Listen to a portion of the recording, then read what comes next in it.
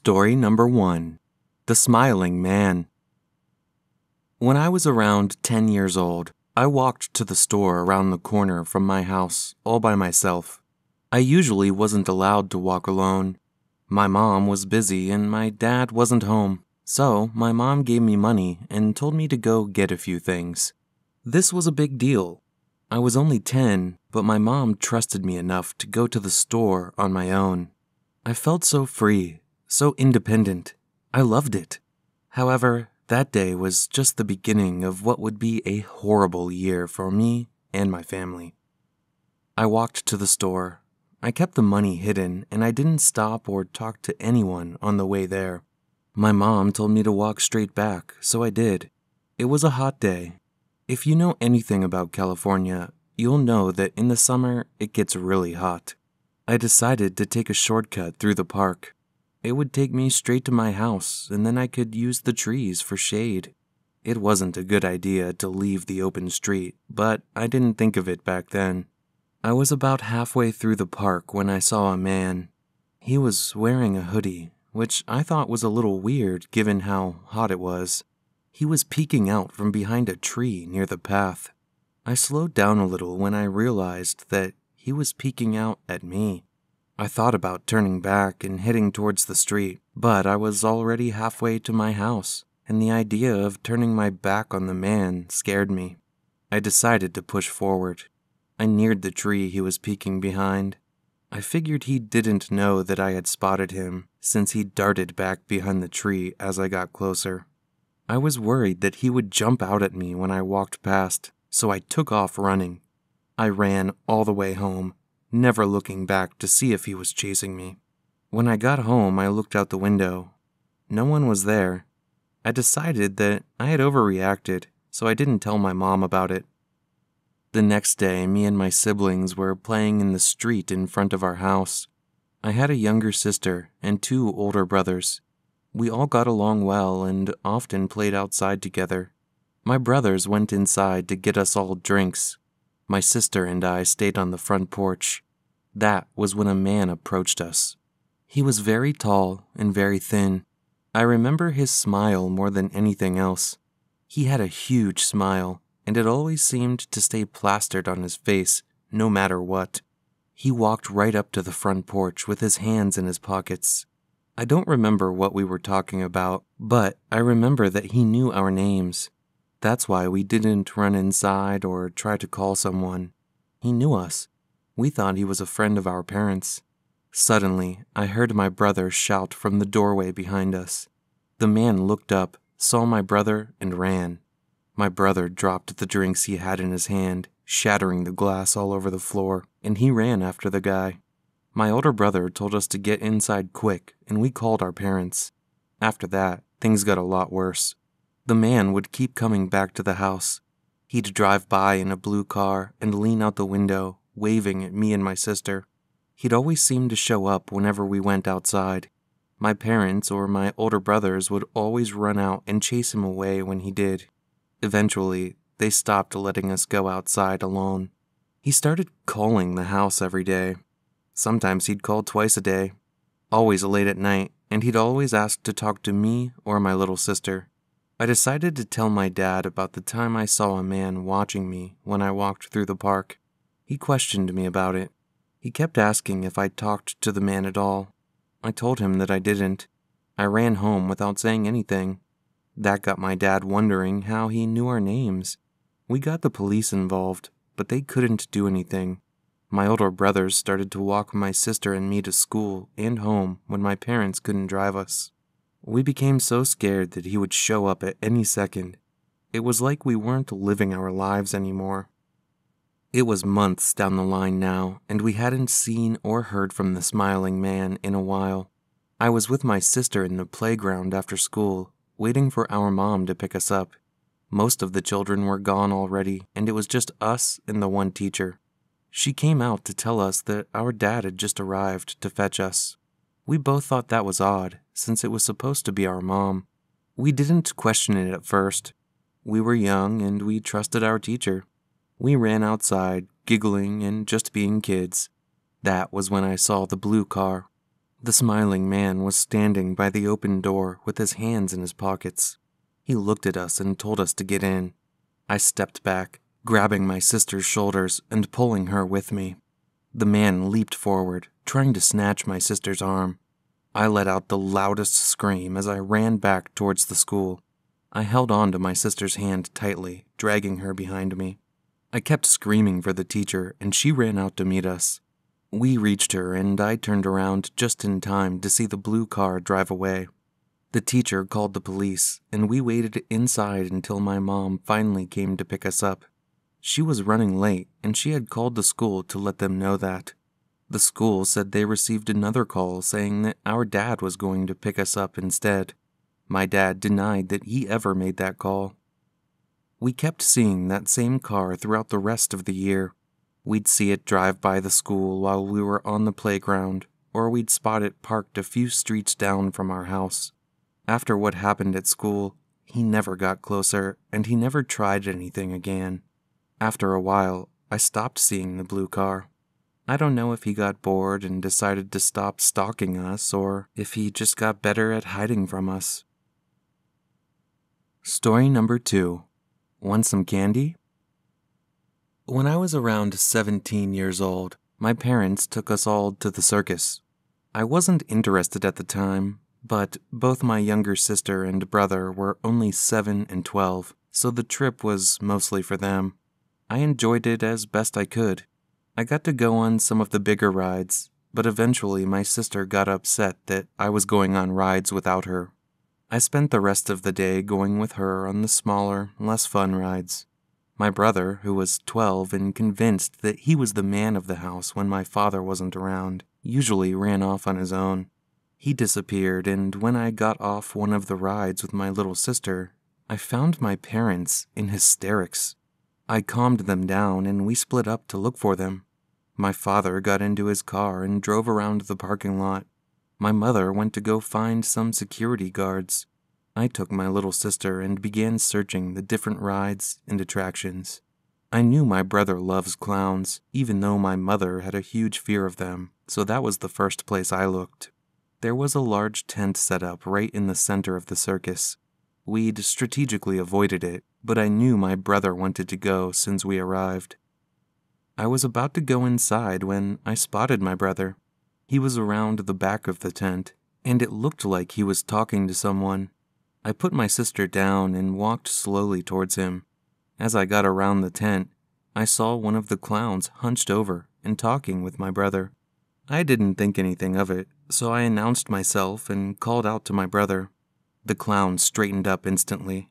He glared at me and walked away. I thought it was odd. I asked my brother what he wanted. He said that the clown asked him if he wanted candy, but that he didn't take any. My parents were spooked, even though I found my brother, so we went home after that. I decided not to tell my parents about the encounter, but I couldn't stop thinking about it. The way that clown glared at me and walked away gave me the creeps. My parents let my siblings stay up late that night to make up for leaving the circus early. They were exhausted, though. I agreed to watch my brother and sister while they got an early night. We watched a movie and had a few snacks. I was ready to go to bed myself, but I promised them we could watch one more movie. My brother jumped up and rushed to the kitchen to get more snacks. There was a glass sliding door you had to walk past on the way to the kitchen. I watched out of the corner of my eye as my brother stopped, turned to look out the sliding door, and wave at someone. My heart sank in my chest, and a lump formed in my throat. I shot to my feet and rushed over to him. I peered out through the door, my breath steaming up the glass. The garden was pitch black, and I couldn't see anything. I asked him who he was waving to, and he told me it was the clown. I grabbed his hand and made him sit on the couch next to my sister. I pulled the curtain closed over the sliding door and then ran through the rest of the house, making sure all the windows and doors were locked. I thought about going upstairs to wake up my parents. That was when I heard a knock at the front door. Our front door had one of those old-fashioned letter slots. I stared at the door in horror as the slot opened up and a red, gloved hand squeezed through. The hand opened up and candy dropped to the floor. The sound it made as it hit the wooden floorboards and bounced still haunts me to this day. I grabbed my siblings and took them up the stairs. I woke my parents up and told them what was happening. We called the police, but by the time they got there, the clown was gone. They agreed to patrol the area for the rest of the night in case he came back. The fact that he was able to follow us all the way home is what scared me the most. Now, just like my mother, I have an extreme fear of clowns. Story number 3. Always mine. When I was in high school, I had a stalker. There was this girl, her name was Cindy, and she used to sit on the bus right behind me and stare at me the whole ride. She'd follow me in the hallways, and she even joined a few of my classes in order to stay close to me. I ignored her at first, but things got really creepy really fast. She would show up at my house and tell my parents I invited her over. She once climbed up to my bedroom window on the second floor and tapped on it in the middle of the night while I was sleeping. I'll never forget that creepy smile she gave me when I pulled the curtains back. She'd leave me gifts in my locker at school, things like poems, pictures of her, and notes. All the notes would always say the same thing: "You'll always be mine." At some point, I decided to get the school's counselor involved. Both he and the principal sat down with Cindy and her parents. They moved out of town, and Cindy was enrolled in a different school. I never saw her again. A few years later, I graduated and moved into the dorms at my college. I had managed to get the same room as my best friend. We were so ready to start our lives. Not too long after I started my classes, I met Ella. She was amazing. She was smart, funny, beautiful, and she liked me. We hung out so much that my friend actually got a bit jealous of her. He started to tell me how creepy she was and that I needed to dump her. I brushed off his comments. She wasn't that creepy. She did want to spend a lot of time with me, but I liked her so much that I didn't mind. Not too long after that, I got back to my dorm after my last class of the day to find Ella sitting on my bed. She was waiting for me. When I asked her how she got in, she told me that the door wasn't locked, so she let herself in and decided to wait for me. It was a little weird, especially since I knew I had locked the door, but I still thought that she was sweet enough to wait for me. It got a little weirder after that. She started sending me gifts, and I mean a lot of gifts. Sometimes she would send me like 5 a day. The gifts were always things that I loved. Now, that might seem okay, but these were things I didn't tell her that I liked. Once I found a pack of Oreos sitting inside my car on the passenger seat with a note from her. Oreos were my favorite, but I never told her that. Also, my car was locked and I had no idea how she got the gift inside. I decided to distance myself from her, but that only made it worse. She stalked me around campus and jumped out at me from behind walls and benches. She said she was being playful. While all this was happening, my roommate decided to do some digging on her. He found out that she wasn't even a student at the college. She was on campus all day, but she didn't go there. I broke up with her. It was just too weird after that point. Later on, me and my roommate got back to the dorm after a night out drinking to find another gift from her. This time, it was inside the dorm. We had locked the door and only we had a key each. The gift was a bouquet of flowers and a note that said, "You'll always be mine." My heart sunk to the floor and the blood in my veins turned cold. It was the same handwriting and the same words. I dropped the note and called the police. My friend was confused, but I explained later. The police got involved and there was a whole investigation. They found out that Ella was really Cindy from my high school. Her full name was Cinderella, and both names were just shortened versions. She had stolen my key for both my car and room at one point and cut copies for herself. I couldn't stay after that. I transferred colleges and the police kept looking for her. They never found her, and I have spent my whole life looking over my shoulder, expecting to see her right behind me. Thank you for watching. If you enjoyed this video, click the like button and subscribe right away. Don't forget to hit the bell icon to get notifications of more terrifying videos. Story number 1. Home Sweet Home. When I was around 8 years old, my family and I were forced out of my childhood home. We didn't want to leave, but we didn't have much of a choice. Something horrible happened to my mother. I won't go into detail, but I'll try to explain. One night, a man broke into our house. My brother was sick, and I had gone with him and my father to the hospital. My mom was home alone. When we got home, we found her murdered. You can imagine how it would be hard for us to stay in that house. My father still owns the house, but we ended up moving into an apartment in another country. I didn't think much of the house while I was growing up.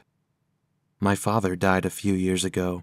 It was natural and he went peacefully. He had left the house to me and my brother. My brother didn't want anything to do with it, so it was basically mine. I remember the day I drove down to the house. I hadn't seen it in years, and my curiosity got the better of me. It's strange how much a house can change after being left empty for so long. The wooden floors creaked differently, and the hinges on the doors squeaked loudly. I walked through the house, just looking around. It smelt of dust and urine. I spotted a few rats scurrying away, and the thought of breathing in rat urine made me sick, so I decided to open up a few windows. I got to the kitchen window that led to the back of the house. There was a small backyard. It had one tree growing near the back corner, leaning up against the tall fence. I almost laughed when I saw the small treehouse my father had built for us.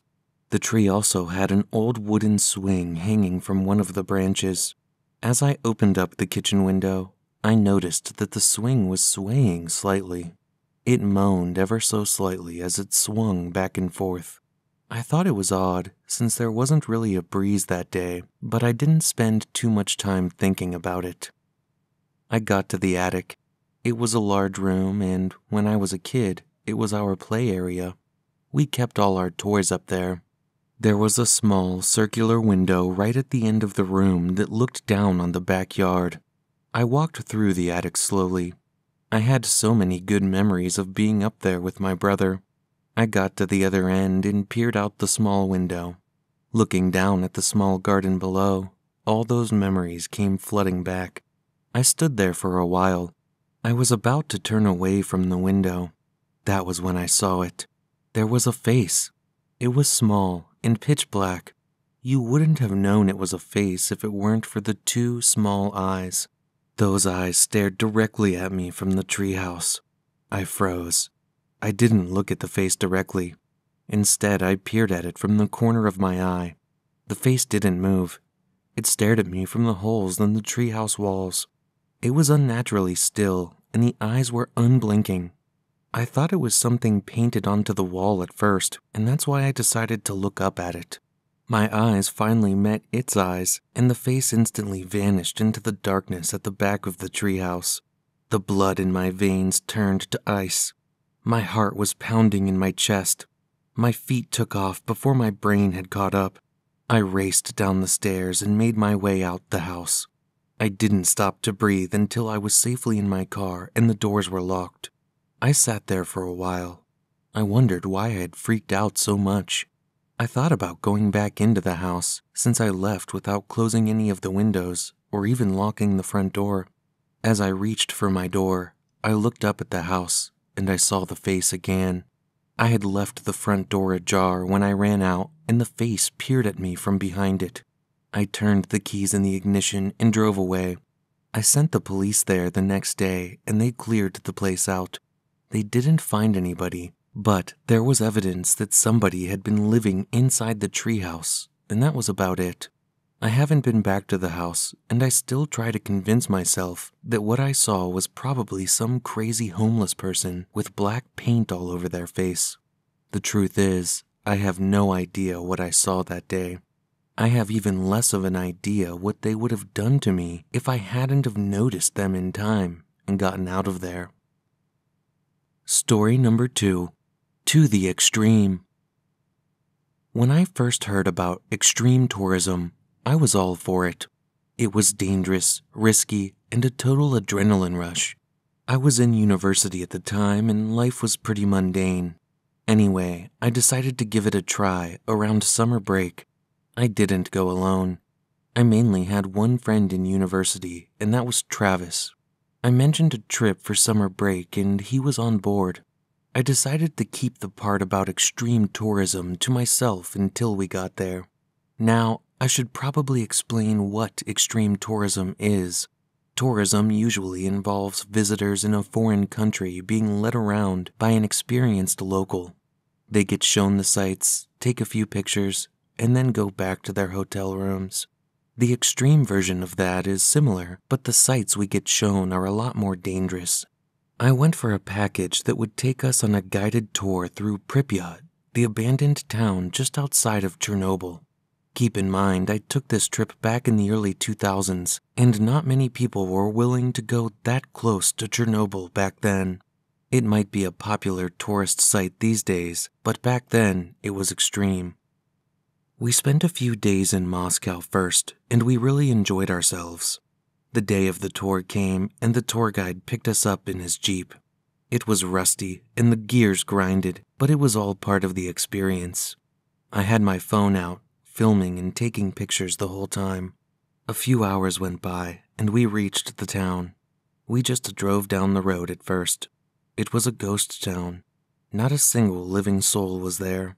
I heard howls in the distance and birds chirping in the trees, but there was nothing inside the town itself. The buildings were crumbling, but still stood tall. Vines grew up their sides and roots found a way to break through the road. It was amazing.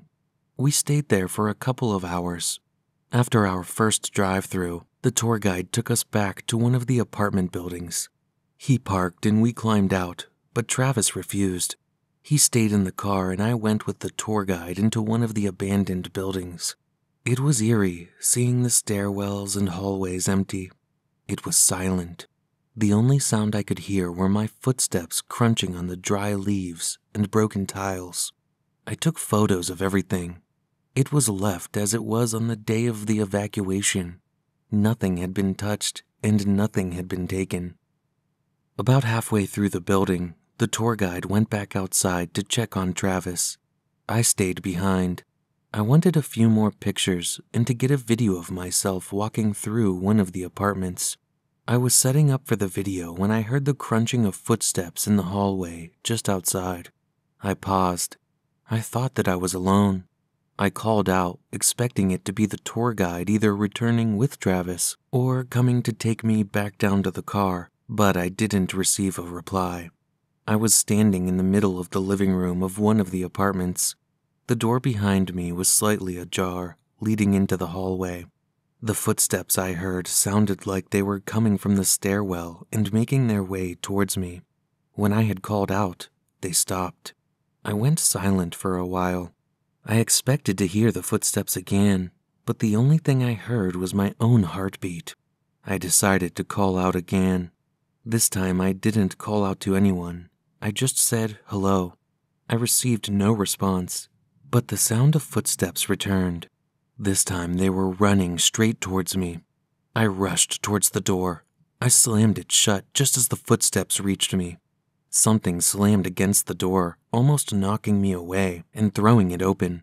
I pressed my body against the door. I didn't know what was happening. The place was meant to be abandoned. The whole town was empty. My first thought was that it was some kind of animal that had turned the building into its home. That thought flew out the window when I looked down and watched the doorknob slowly turning. I shot my hand down and wrapped my fingers around the doorknob. Something was trying to turn it, but I held it in place. They began banging on the door. They couldn't be an animal, but they were banging on the door so hard that it shook and shuddered. I thought it might fly off the hinges. I don't know how long I stood there with my body pressed against the door, holding the doorknob in place. Eventually, the banging stopped. I didn't feel a pull on the doorknob anymore, but I was too afraid to let go. I stayed there. There was no sound, and I thought that I was alone again. Suddenly, I heard footsteps out of the silence again, but this time, I also heard Travis's voice calling for me. I flung the door open and rushed towards his voice. He was coming up the stairwell, and I practically ran into him. I grabbed his hand and pulled him back down the stairs. I didn't explain what was happening until I got both him and the tour guide back into the Jeep. I told them what happened to me and why I didn't come back out. The tour guide got us out of there. From that point on, I kept my adventures a little less extreme, and I stayed far away from anything that seemed abandoned. Story number 3, Ghost Town. I live in a small town. It's one of those towns where everyone knows everyone, and the population never goes higher than 3 digits. I like the smallness of it. I know some might not. The weird thing about my town is that we have a neighboring ghost town. It's kind of like an urban legend for us. The town just a few miles down the road from us was abandoned in the dead of night. No one knows why or where everyone went. They just vanished. It's such a big thing in my town that the youth have turned it into a game. Staying the night in one of the abandoned houses has become a coming-of-age thing. When I turned 16, it became my turn to spend the night in the ghost town. I wasn't scared. I heard all the stories, but no one really knew what happened to the town. It happened decades ago, before my parents were even born. It was unlikely anything supernatural. The night came and I packed a sleeping bag, some snacks, a power bank for my phone, and some headphones. I threw the bag out of my bedroom window. My friends were waiting in my backyard to catch it and take it to the car.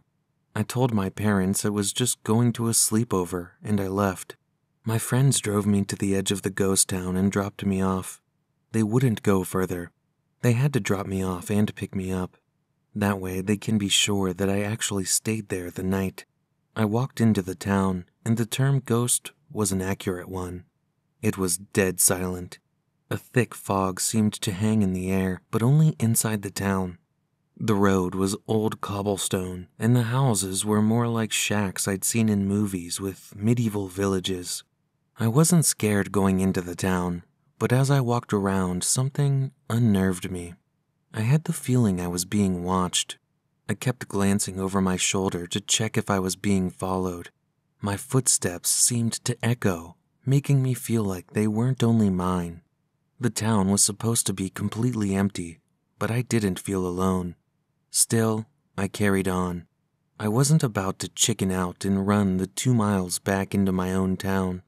I picked the first house that didn't look like it was falling apart, and I rushed in. I set up my sleeping bag and wrapped myself up. I ate a few snacks and listened to some music to calm myself down.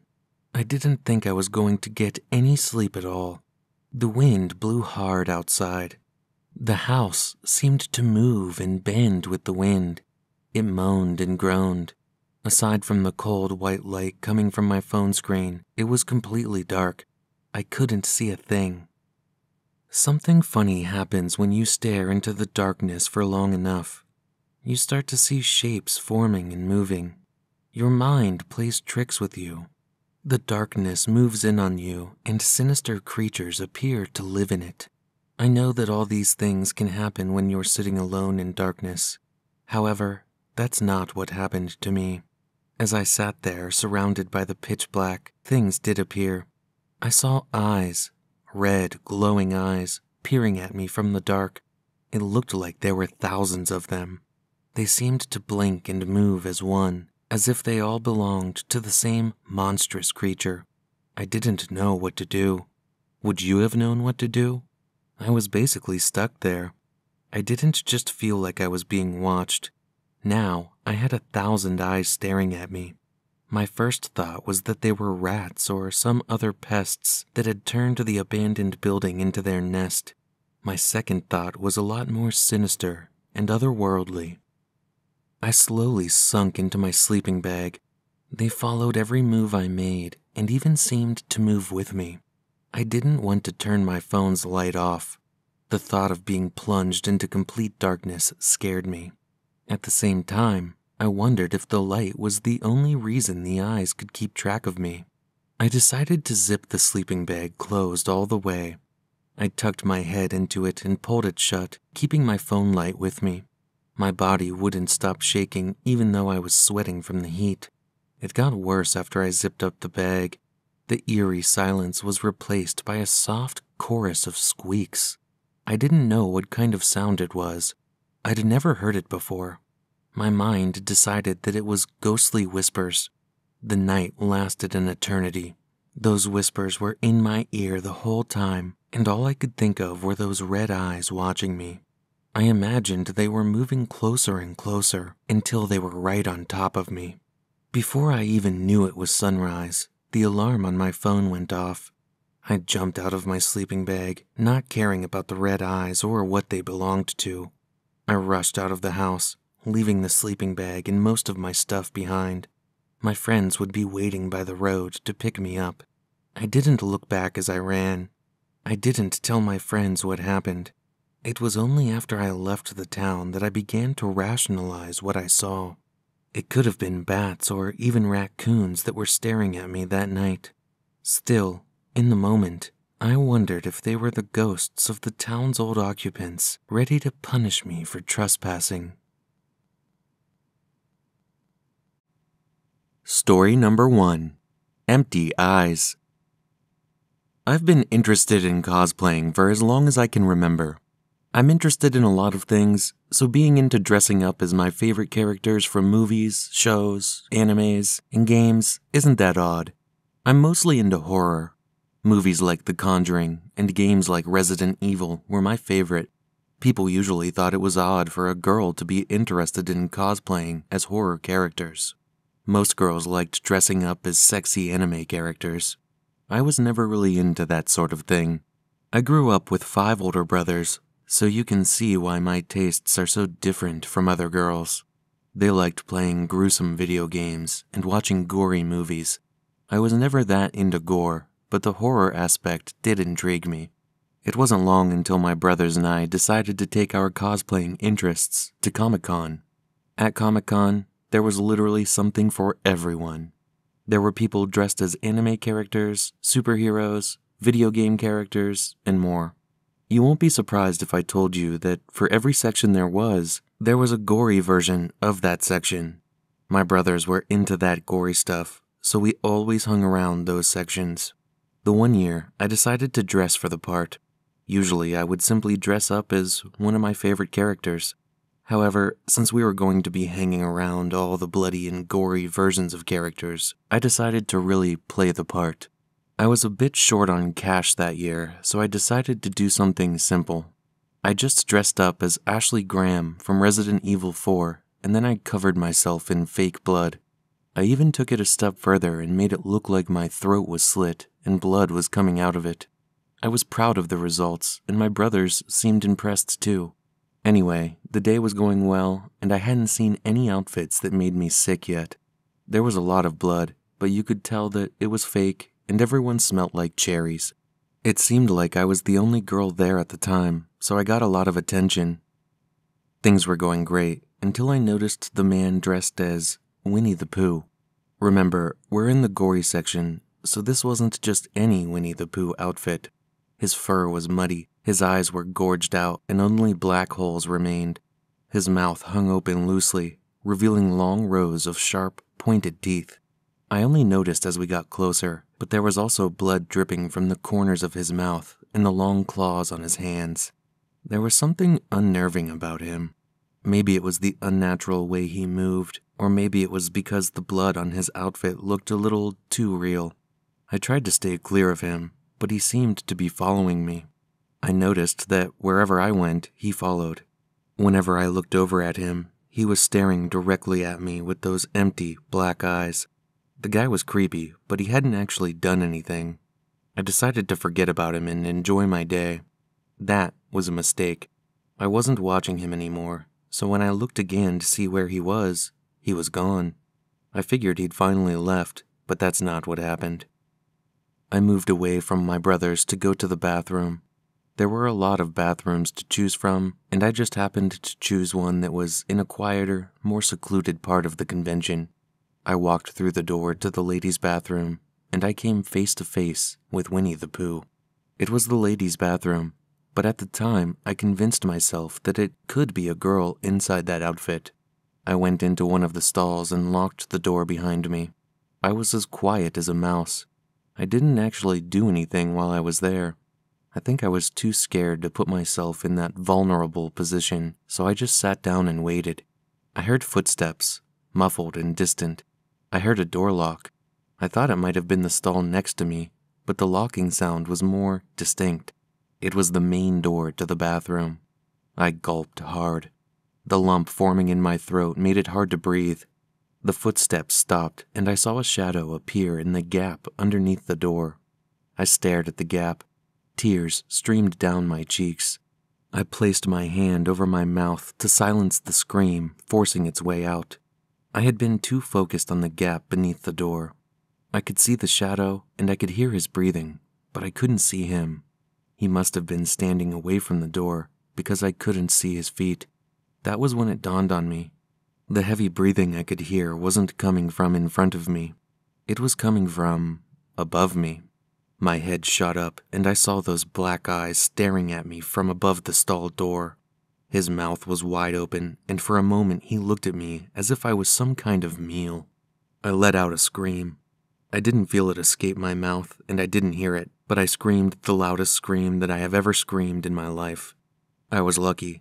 My scream attracted the attention of some people who were walking past the bathroom, and soon they were banging at the door. It was locked, and all I could think of was I was trapped in with this creep. I kept screaming. I didn't know what else to do. I heard shouting from the other side of the bathroom door. Whoever was there had called for help. Eventually, they managed to break the door down. Seconds later, they grabbed hold of Winnie the Pooh and pulled him down. His face disappeared, and I heard a commotion on the other side. The rest of the day was a bit of a blur for me. I rushed out of the bathroom, and I didn't even think about looking back. I found my brothers, and I begged them to take me home. The police got involved later, and the guy was arrested. The scariest thing about the whole incident for me was how still and silent he was. The whole time he stared at me, he didn't make a single sound, and he didn't move at all. He just stared at me with those black, hungry eyes. Story number 2. A Special Souvenir. I used to live for Comic-Con and other similar conventions. My whole year revolved around dressing up and going to these conventions. I was never really good at the whole cosplay thing. I enjoyed it, but I was way out of my league. Sometimes I'd enjoy just going in normal clothes and taking photos with the other cosplayers. I mostly took photos with the ones dressed as my favorite characters from movies and video games, but I also took photos with the ones that were dressed so well that it was unreal. The one year, I'd been to about 3 different conventions already. The biggest of all the conventions, Comic-Con, was coming up. I'd had a rough year, so I decided not to go through the effort of dressing up. I knew there'd be plenty of hardcore cosplayers, and I'd feel like a fish out of water if I even attempted to dress up. I took plenty of pictures though, and I had a great time. There were a lot of celebrities talking that day, and I even got a few pictures with them. I was having the time of my life. It was the best Comic-Con I'd been to by far. The day was early, but I'd already been through the whole convention several times. I usually went through a few times. Some of the cosplayers arrived later than others. Each time I went through, I'd meet someone I hadn't seen before. It was around lunchtime, and I was heading out to get something to eat when I spotted him. I'm a huge superhero fan, and there he was. The best cosplay of Wolverine that I had ever seen. I hadn't seen him before, and honestly I couldn't contain my excitement. I rushed over, and I'm a little embarrassed by how silly I must have looked. I could barely get my words out as I asked him for a picture. He was so kind at first. He agreed to let me take a picture with him, and he even posed for a few solo images. I didn't notice anything wrong with him. He was charming, kind, and he liked how much I was gushing over his outfit. We ended up talking for a long time. He liked all the same movies and games that I liked. You can say what you want, but meeting someone at a Comic-Con is any cosplayer's dream. I thought this was the dream come true for me. That's why I didn't object when he suggested we go to his car. I forget what the excuse was. I think we were talking about a new version of a comic book that just came out, and he said he had it in his car. I followed him out of the safety of the convention and into the empty parking lot. His car was parked far from the main entrance. I was completely calm. I didn't think anything of it while we walked to his car. He'd been such a nice guy so far, and I had no reason to suspect anything sinister was about to happen.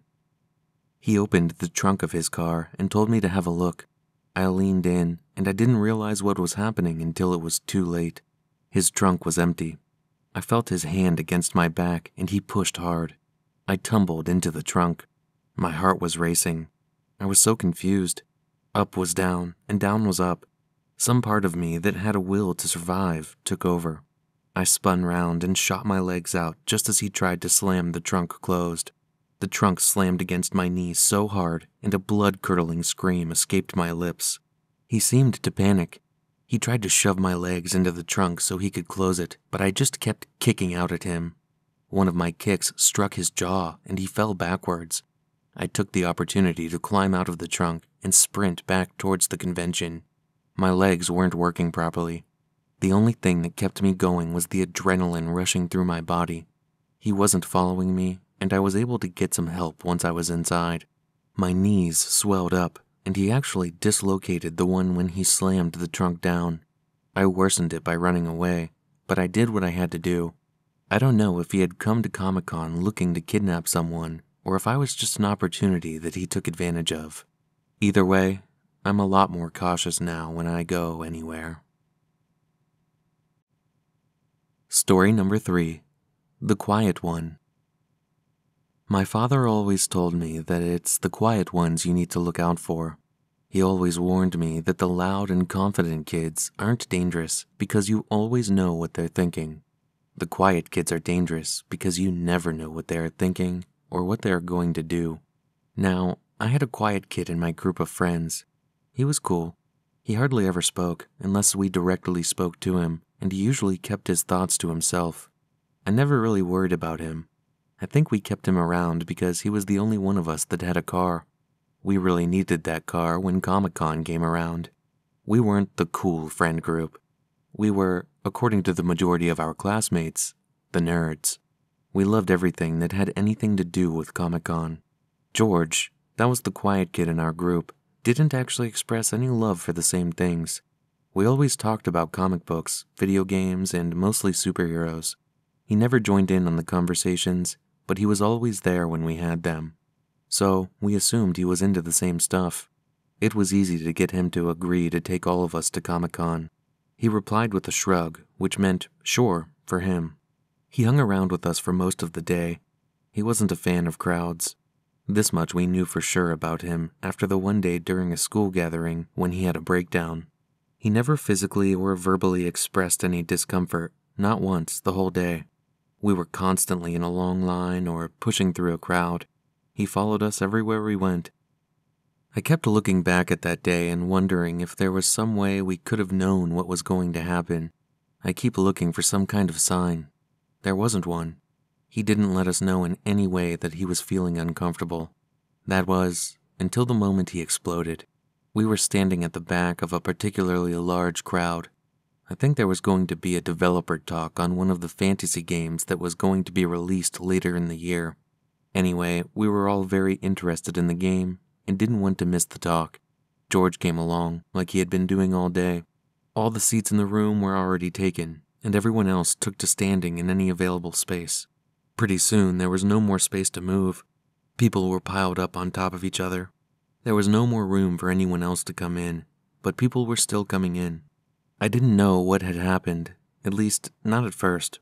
There was a lot of screaming, and suddenly I was being pushed towards the one side of the room. Everyone was trying to get away. They all wanted to get away from something. That was when I saw George. His eyes were wide and practically bulging out of his head. His teeth were bared and drool was dripping from the corners of his mouth. He grunted and growled like a wild animal. I looked down and his hands were dripping with blood. I couldn't process what was happening. His hands were covered in blood and there were bits of flesh hanging from his nails. The crowd continued to push me away, and I was able to see that there was someone lying on the floor. A puddle of blood poured from his body and soaked into the dark green carpeted floor. George had just lost it. He went mad. He turned into an animal on the spot and attacked the closest person to him. We were all hurried out of the event, and the security guards got involved. I visited George a few times after that. He'd been taken to an asylum for his and everyone else's safety. I stopped visiting. I guess I feel guilty because he was my friend and I should have noticed that he wasn't comfortable. You never know what the quiet kids are capable of. Story number 1. I'm sure that by now everyone knows about the things that happened in the Ukraine. There are a lot of stories. Some of them might sound unbelievable. Take it from somebody who was in the thick of it. The most unbelievable stories are the ones that actually happened. It came without warning. It was a normal day, and it seemed like nothing could go wrong. I was sitting at the table with my family. We often had family time where we'd play a whole bunch of games and watch movies. Most of the day was a blur, but I think we were playing Monopoly when it happened. At first, it was a low, distant boom. The ground vibrated slightly. I felt it and I heard it. I watched as my little silvered top hat rumbled across the board. I looked up and met eyes with my little sister. She felt it too. We looked around the table to see my older brother, mother, and father were also wondering what had caused the vibration.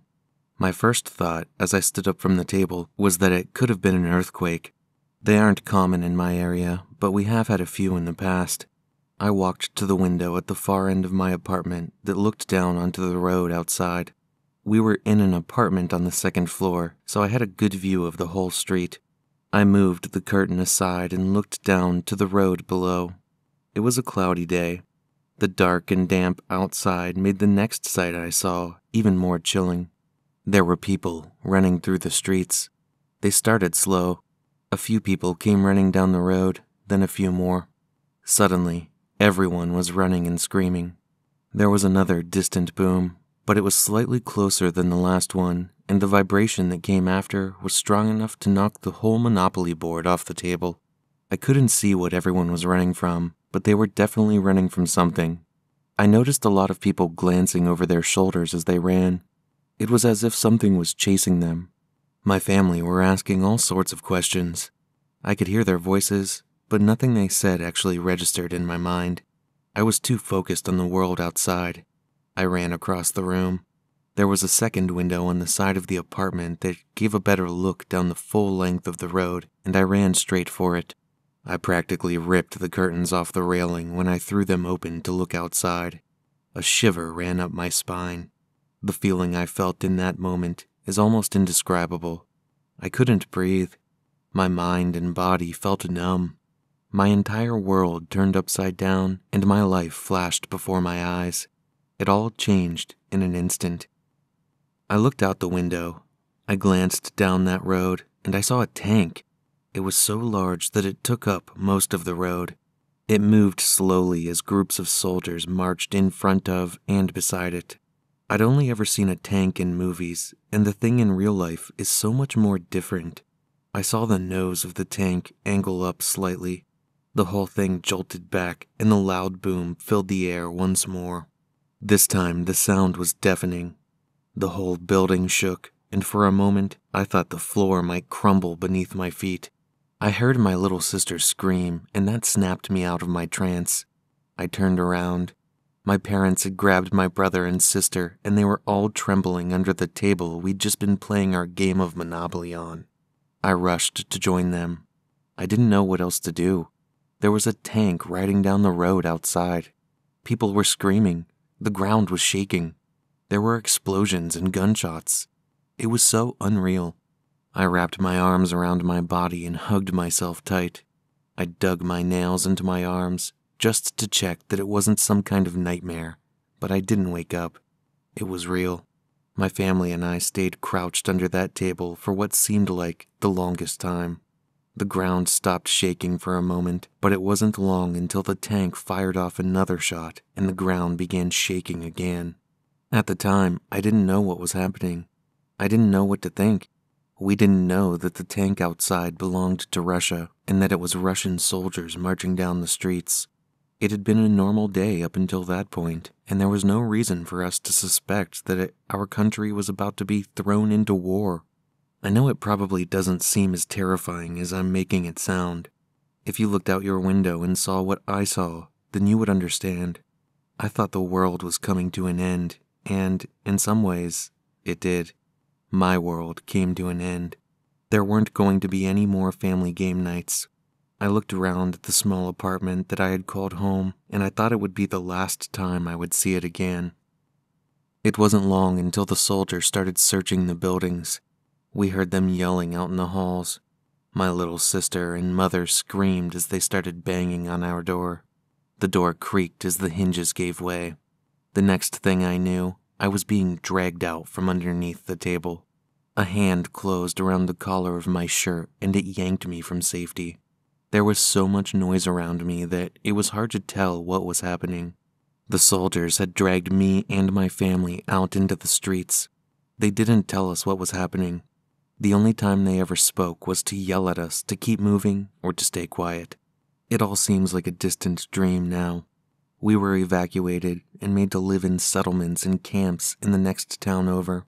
The place I once called my home was turned into a base camp or something for the Russian soldiers. No civilians are allowed back in, and no one who goes in ever comes out. My life was turned upside down that day, and I don't think I'll ever get it back. Story number 2, Orders. I won't give too many details as to who I am and where this story took place. I don't want to risk compromising myself, my friends, or my family. This story, which is like so many others, needs to be told. I'm a Russian soldier. Like so many of my fellow comrades, I joined the armed forces when I was only 19 years old. Before then, I lived in the Ukraine with my family. Like I said, I won't go into any details about the area I lived in. I had moved to Russia shortly after graduating because my young mind saw more potential to grow there than in the Ukraine. When things didn't work out, I was too stubborn to admit defeat and go back home, so a couple of my friends convinced me to sign up to the military with them. Anyway, it was on the day that Russia invaded Ukraine that I received some orders that I just couldn't follow. The invasion of Ukraine was questionable in itself, and we weren't being told anything. We didn't know why we were doing any of it. We were expected to follow our orders, no matter what. I left my home at 18 and joined the army at 19. The year I turned 26, I returned home, only I was marching down the street with a gun in my hand. We went from one house to the next. We kicked down the doors, pulled people from their beds and their kitchens. We dragged down out into the street and treated them like criminals.